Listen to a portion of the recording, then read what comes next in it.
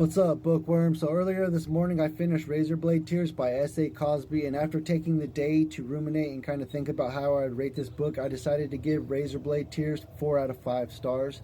Now, I actually did thoroughly enjoy this book, and I love the story in this book, but I feel like when it comes to crime thrillers, the market might be oversaturated in this genre.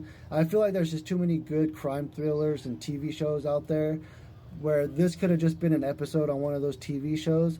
But regardless of all that, I actually thoroughly enjoyed reading this book and going through it. And I did this book as a combination of the physical book, the ebook, and the audiobook. And one of the things I liked about this book was you have two fathers, one black, one white.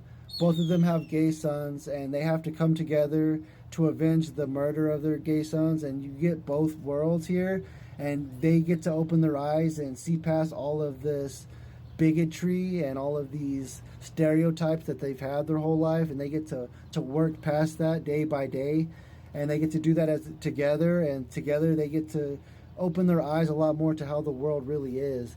And so I thoroughly enjoyed this book. But one of the things I didn't like about this book is I felt like it was overly cliche and predictable. Like the villain in this book, the very first time they mentioned the villain at all in this book, I already knew that he was going to be the villain. They said his name, and I was like, okay, you know what? This guy's probably the villain, and I was right. And also, as things progressed throughout the book, I just felt like it was overly predictable about, oh, you know what, they're probably going to do this, and they did. Or, oh, hey, you know what, they're probably going to go over here, and they did. But regardless of how predictable the book was, I feel like the dynamic of the two characters and the character dialogue is what made this book interesting. And so it was also very fun to read. And so I would highly recommend Razorblade Tears by S.A. Cosby if you're into the crime thrillers, or if you just want a short, fun read.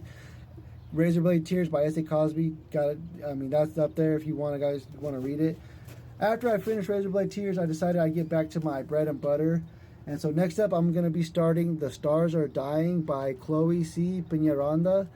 And this is one of those few books that I've been all over Book Talk, and I've seen absolutely nothing about this book. I don't know anything about the characters, anything about how this book goes.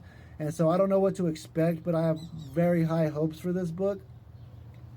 I love the cover and the jacket on this book, and even the cover itself is pretty neat. And I feel like this is going to be a pretty awesome read. And I'm going to be doing this as a combination of the physical book, the ebook, and audiobook as well. And I have a lot of high hopes for this, and I'm excited about getting The Stars Are Dying started already. So I've got Razorblade Tears by S.A. Cosby, 4 out of 5 stars. You guys got to check this out if you love crime thrillers. And then next up, I've got The Stars Are Dying. I'll let you guys know how these goes. But in the meantime, let's get out there and carpe some librum, bookworms.